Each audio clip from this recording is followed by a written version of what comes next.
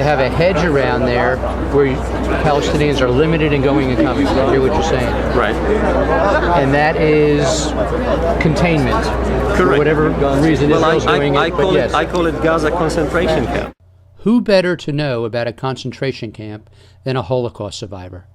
Cornelia had the misfortune of surviving not just one camp, but 4 concentration camps.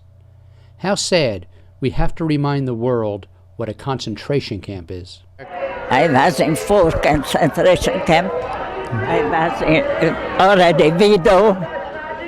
I lost my husband when I was 26 in Yugoslavia. The Hungarian Nazi make a pogrom, Novi Sad, and they killed my husband. They're holding signs up here saying that what's happening in Israel today in Gaza is the same thing they're equating to the signs are saying the Holocaust. What do you say to that? What is a Holocaust? I went through. I lost my 2 sons. One was 6 years old, other was 3.5, and my mother was 50. I went through. You went through enough suffering.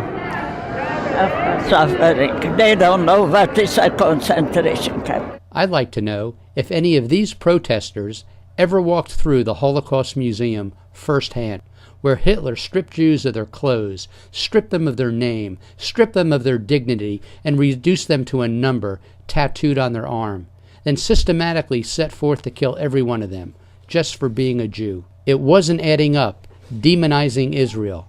Why? Didn't NASA know about the greenhouses? That before Israelis left Gaza, American Jewish philanthropists raised $14 million to save 3,000 greenhouses for the Palestinians, to help them become self-supporting. As soon as Israel left Gaza, the Palestinians destroyed the greenhouses. The Palestinians had the ability to export produce, but chose instead to use the greenhouses for terrorist training bases and exporting terror. We will be right back. And now, today's edition of Never Forget. The group is responsible for over 50 attacks on U.S. soil and has over 35 compounds right here in our very own nation. Now, a new investigation by the Christian Action Network has uncovered some disturbing information about the spread of homegrown terrorists and what they mean for America. It's a frightening thought. Islamic terrorist training camps right here in America in our backyards. The group Muslims of America, or Jamaat al-Fuqaha, as they're called in Pakistan, have established over 35 communities across the U.S. The group claims to be peaceful, but a videotape uncovered by the Christian Action Network shows that they can have a much more sinister side.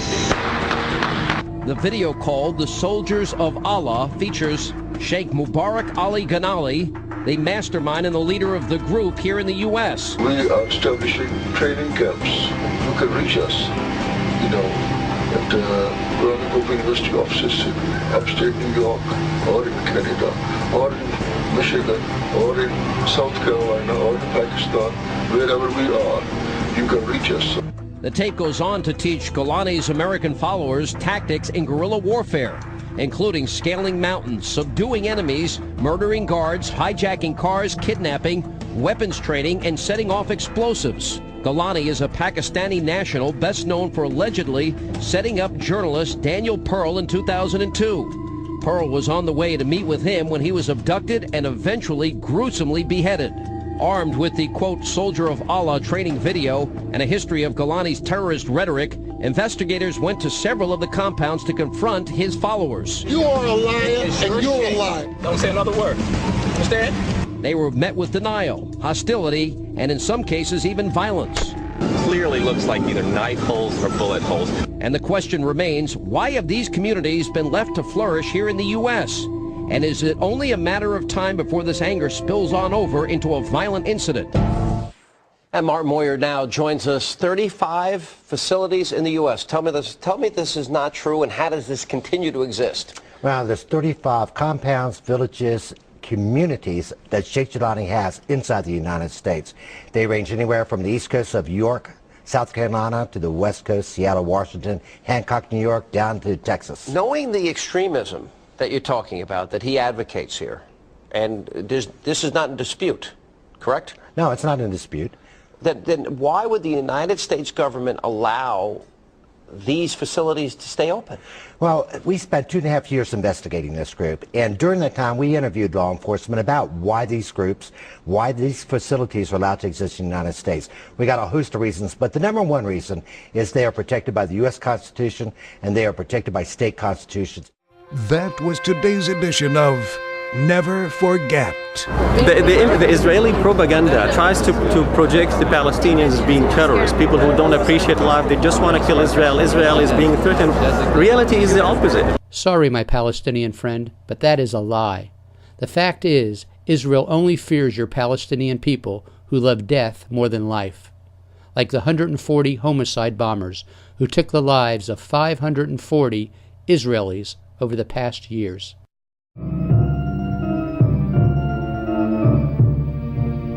بصمت دامع بحنين الأم الدافئ ودعته واحتضنته والدته طويلا وطبعت على وجنتي الجناح العسكري لحركة حماس والمنفذ لعملية اقتحام مستوطنة عتسمون اليهودية في وطن الشهادة محمد الذي تبدو على ملامحه البراءة والجرأة تمكن من قص الأسد. Israel has been occupying Palestine for over 60 years.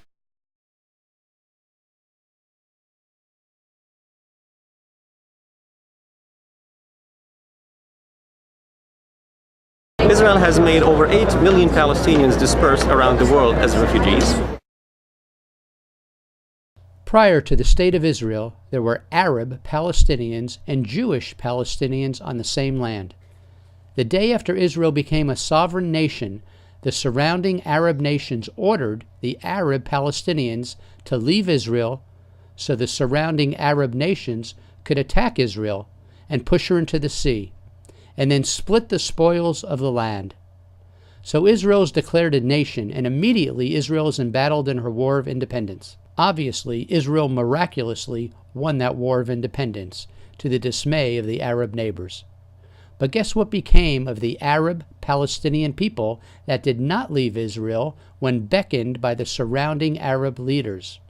They became Israeli citizens, able to work, able to vote, able to own land and homes, etc.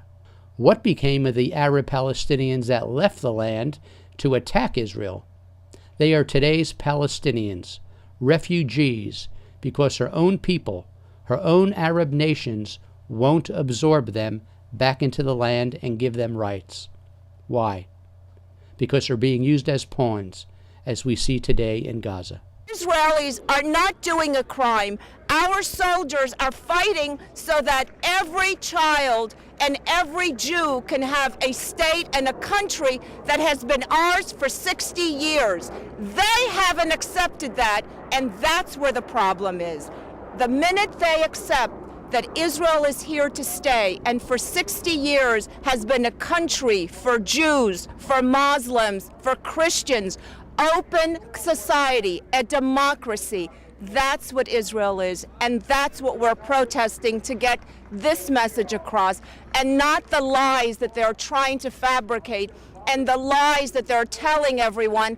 And those who don't know history have forgotten that on May 14th, 1948, Israel was declared a country for the Jewish people and anyone else who wants to live with the Jewish people.